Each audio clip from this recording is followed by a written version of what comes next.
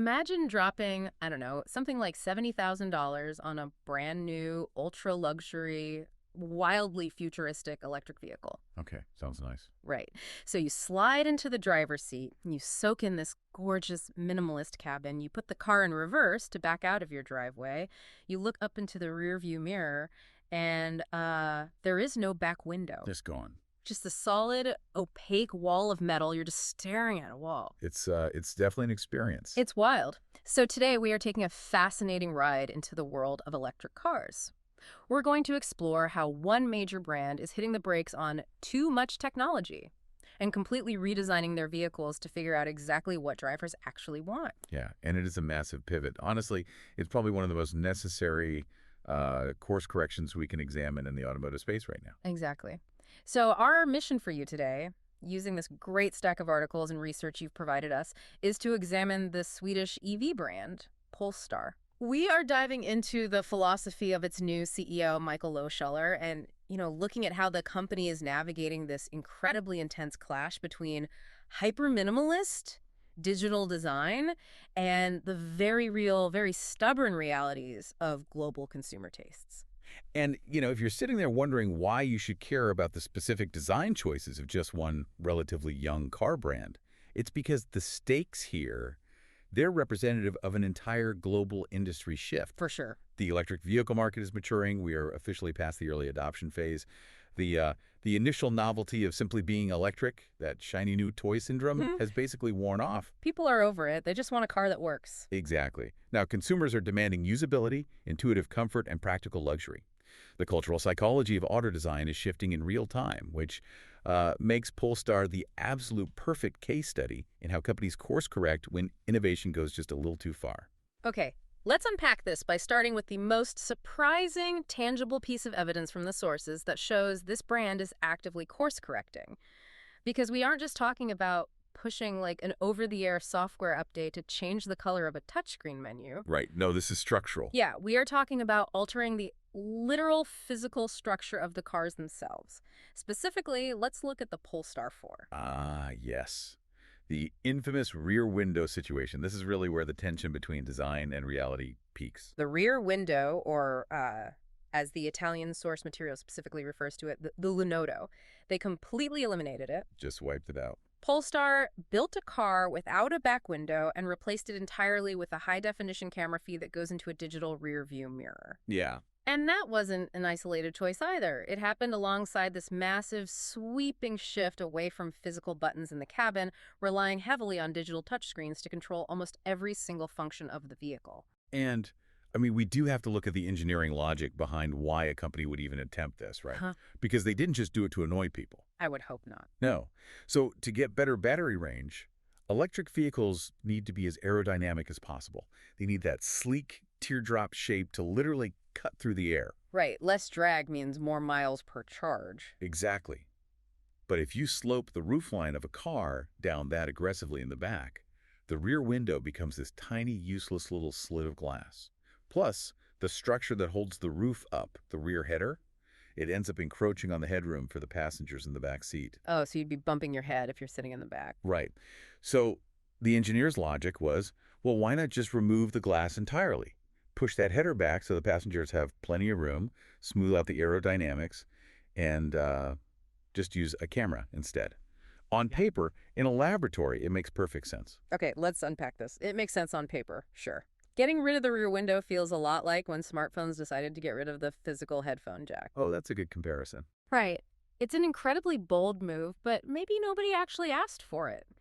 Is eliminating the window just innovation for innovation's sake? And honestly, the touchscreen issue is even worse. The touchscreens are a whole other beast, yeah. Putting your windshield wipers or your climate control behind 3 layers of a touchscreen menu is like having to unlock your phone, find an app, and load it up just to turn on the lights in your own house. It's exhausting. The cognitive load is simply too high for a basic physical need. Think about the last time you rented a modern car. You're merging onto a rainy highway, your windows are starting to fog up, and you don't know where the defroster is. And you're panicking. You are forced to take your eyes off the road to tap a glowing piece of glass in the center console. It induces absolute panic. Well, what's fascinating here is how openly the new CEO, Michael Lohscheller, addresses that exact user anxiety. Yeah. Yeah, he doesn't offer corporate doublespeak, and he doesn't shy away from it. In his response, he openly admits that this hyper-digital concept was highly polarizing. I mean, I'm sure some people loved the futuristic vibe. Oh, some people absolutely loved it. Early adopters loved the spaceship feel of relying on a camera and navigating a minimalist, button-free cabin. But a whole lot of other people simply did not appreciate it at all. Because when you are backing up a 2-ton piece of metal in a crowded grocery store parking lot, you might actually want to use your own human eyes to look out of a piece of real glass. Exactly the point. And Lohscheller's new philosophy for the company going forward is incredibly straightforward. Technology must be easy to use, full stop. What a concept. Right. He acknowledges that people simply don't want everything to be digital. The upcoming new Polestar 4 SUV model will literally bring back the physical rear window and traditional physical buttons to satisfy these customer demands. Wow. It's a striking pullback from the screens everywhere trend we've been seeing in modern auto design. So returning to physical buttons and glass windows is a huge, tangible shift.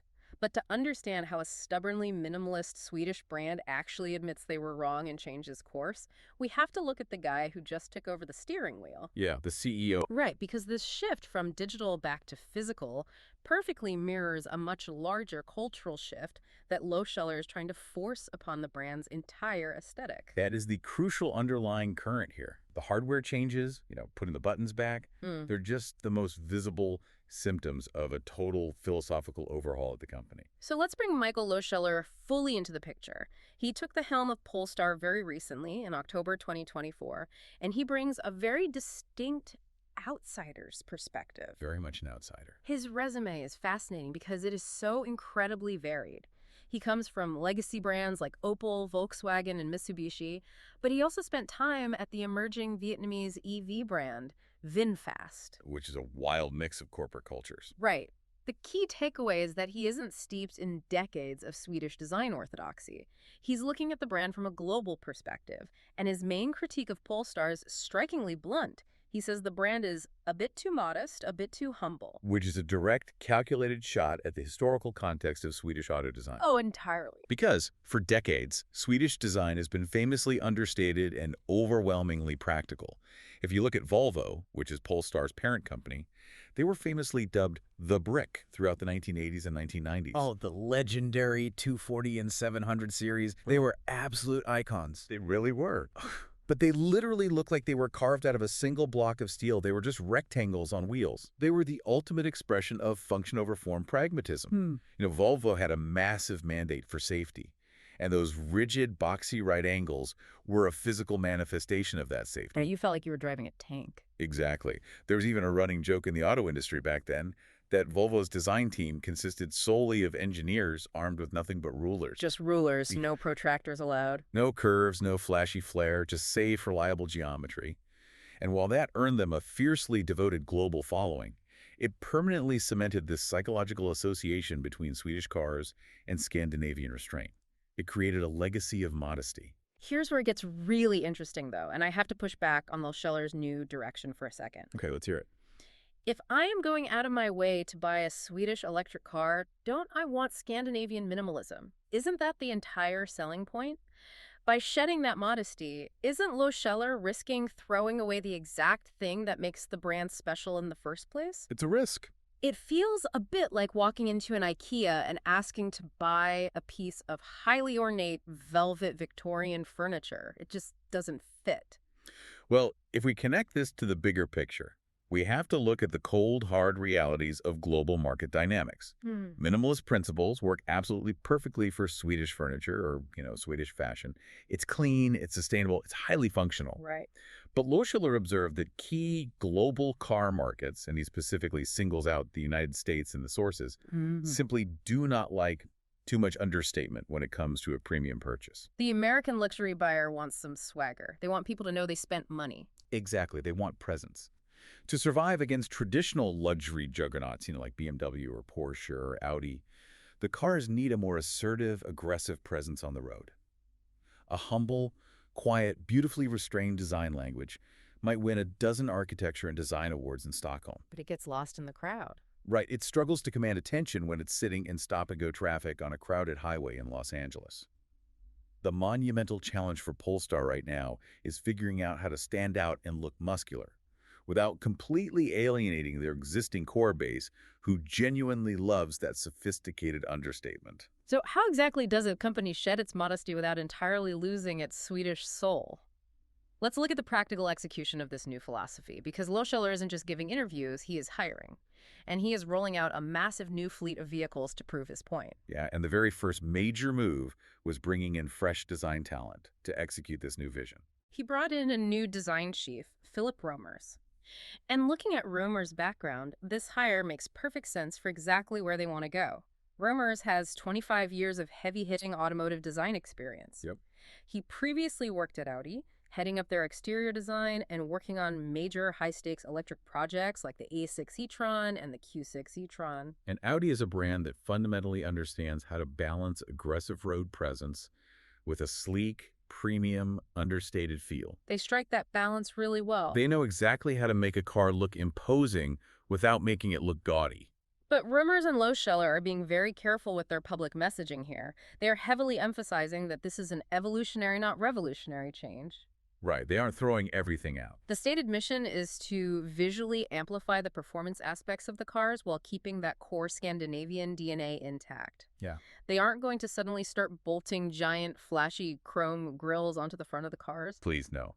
But they do want the vehicles to look wider, faster, and more dominant. And we are going to see this aggressive philosophy hit the road very quickly.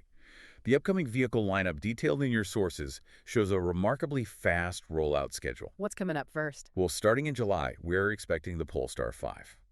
Lohscheller describes this car as an iconic sports GT, heavily emphasizing that it's super fast in acceleration. But the most telling part is that he explicitly compares its symbolic weight to a Porsche 911. I have to stop you there because that is a wild statement. It's huge. Comparing your brand new electric vehicle to a Porsche 911, which is arguably the most recognizable, legacy-defining sports car in automotive history, is the absolute antithesis of being humble. That is a massive flag planted in the ground. It sets an astronomical expectation. Then, moving into next year, they're launching the successor to the highly successful Polestar 2 sedan. Okay. Now, the original Polestar 2 has historically been a foundational success for the brand, so messing with that formula is definitely risky. But the ultimate test of this new philosophy, the true proving ground for Philip Romers as a designer, will be the Polestar 7. The Polestar 7, which the sources note is arriving somewhere around 2027 or 2028. Yes. The Polestar 7 is going to be a compact C-segment crossover. Which means what exactly, for those of us who don't speak car industry jargon? Right, so a C-segment crossover essentially means a medium-sized family SUV, think roughly the size footprint of a Honda CR-V or a Toyota RAV4, but obviously in the premium luxury category. Got it. The reason this specific vehicle is so important to their strategy is that it will be Rummer's very first clean sheet opportunity to implement this bold new design strategy. Because the 5 and the 2 successor were already in the pipeline? Exactly. They were already deep in their development cycles before this philosophical shift away from hyper-minimalism really took hold. The Polestar 7 is where we will see, from the ground up, exactly what this bolder, less modest, button-friendly Swedish future actually looks like. Let's talk about who is actually going to be buying these cars, because the demographic and market numbers in the sources paint a really compelling picture. Polestar grew by an impressive 50% in Europe in 2025. That's massive growth. It really is. And growing 50% in Europe isn't just a nice vanity stat for a spreadsheet. It means they are successfully eating into the market share of legacy giants like BMW and Mercedes right on their home turf. Europe is absolutely crucial for them. It accounts for 75% of their total sales. Yeah, with key strongholds being the UK, Scandinavia, Germany, and Southern Europe. Which brings up Italy. Right.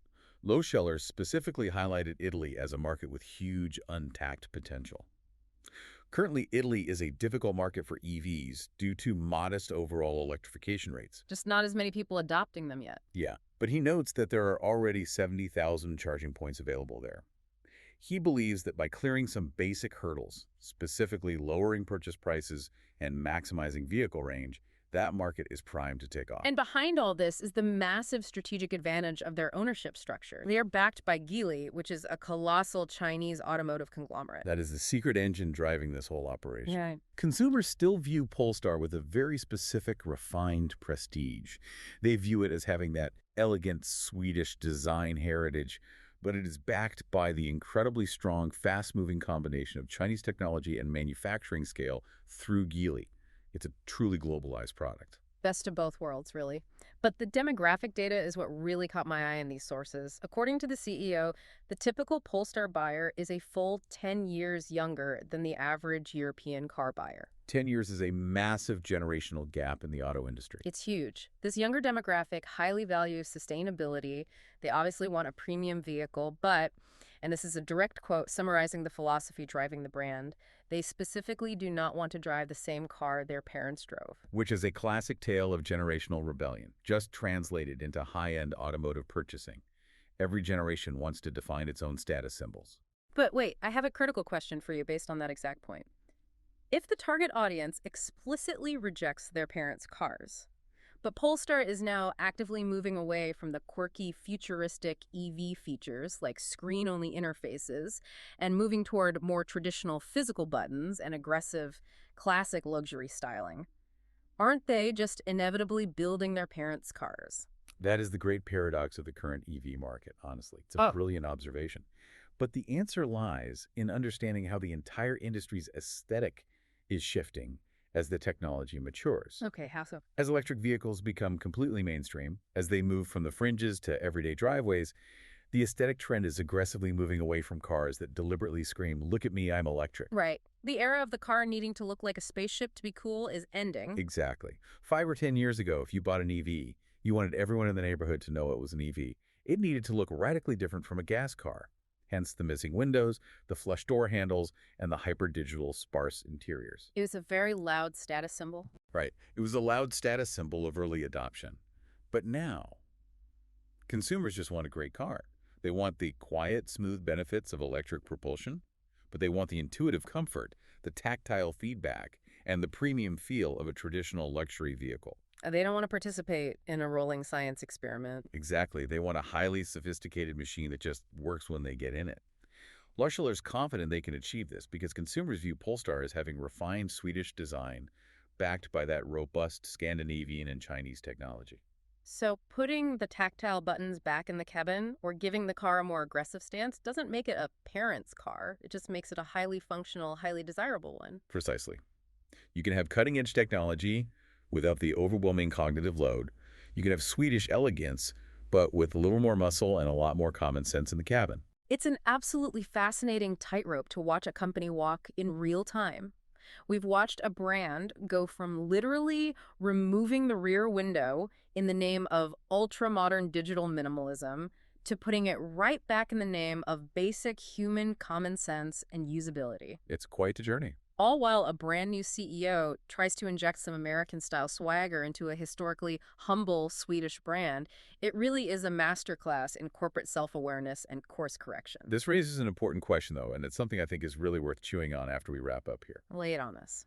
As electric vehicles stop relying on their electricness to stand out, and as digital touchscreens give way back to traditional buttons, dials, and physical glass, will the highly advanced car of the future actually end up looking and functioning a lot more like the classic car of the past? Oh, that's interesting. Right. What does futuristic even mean anymore when consumers ultimately just want things to be simple, beautiful, and easy to use? That is the perfect provocative thought to leave on. Thank you so much for joining us on this deep dive and for bringing us these incredible sources to explore. We love having the opportunity to break down these complex industry shifts with you. Keep learning, keep questioning the world around you, and we'll catch you on the next one.